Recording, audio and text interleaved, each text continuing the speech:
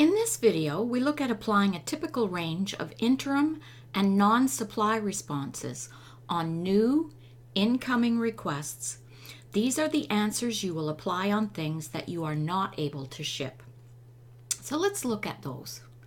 I'm going into the new requests area. I'm just going to pick the first one to use as an example. We open the menu, and the first one I'll demonstrate is answer conditional. It's an interim response.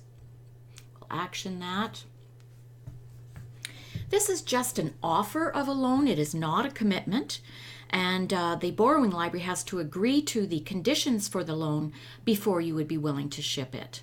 You select your reason, and often it's because it's something in your library use only, it's in your reference collection, it's a special collection, it doesn't circulate, whatever.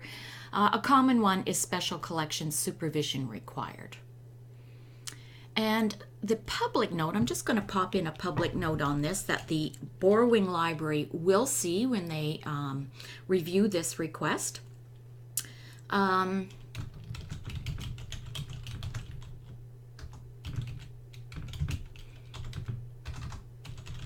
patron would need to use in-house under your supervision. So that's just a little elaboration for the borrowing library. We'll send that reply off.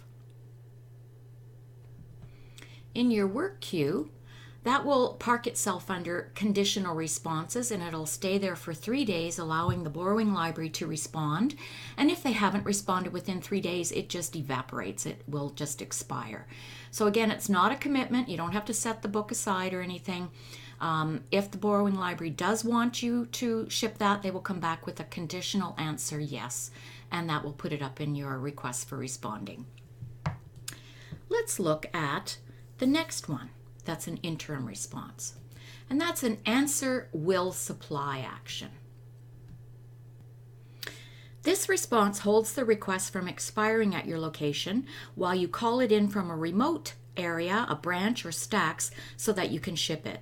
It is meant for a short delay before shipping.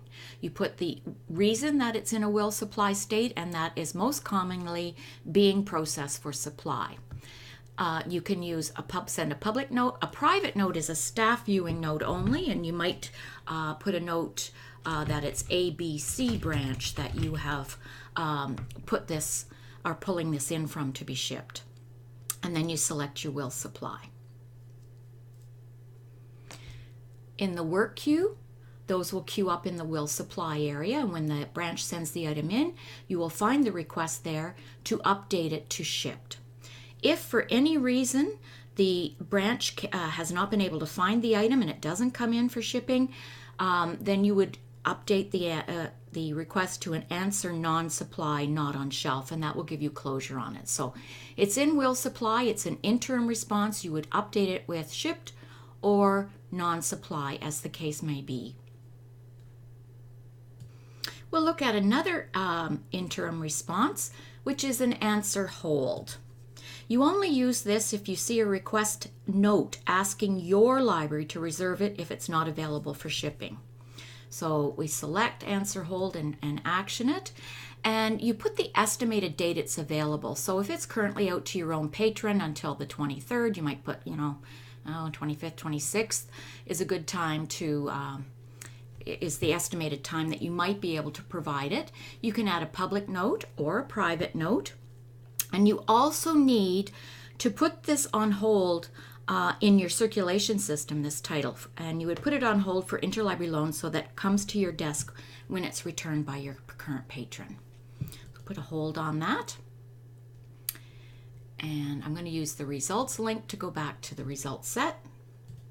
Let's look now at some non-supply answers. So I'm going to choose answer non-supply. The other one is answer retry. So we're going to look at the difference between the two. Answer non-supply, action, and you must always put a reason. It's very helpful to the borrowing library when you put a reason for non-supply. So you should choose an informative one that's the reality of why you're not supplying this item, if it's non-circulating or lost, In use on loan is used sometimes, not found as cited, not owned, not on shelf, it's at the bindery. Some libraries are using the non-supply response for when they cannot supply the item at all. It's not likely that they'd ever be able to supply it because, oh, it's lost. So let's process that one and just hit not supplied, and that's over. I'm going to use the results link to go back. And this time I'm going to do an answer retry, which is a little more lender friendly. And we're going to put a reason. So you can't supply it right now, but you're giving the borrowing library an answer retry date. So sort of indicating it's out at my library right now. Let's see, in use on loan is the reason. But you're going to give them a retry date. So if it's back from your patron on the 31st, maybe you're going to say February 2nd would be a good retry date, and you just action that. Now, let's explain what the difference is.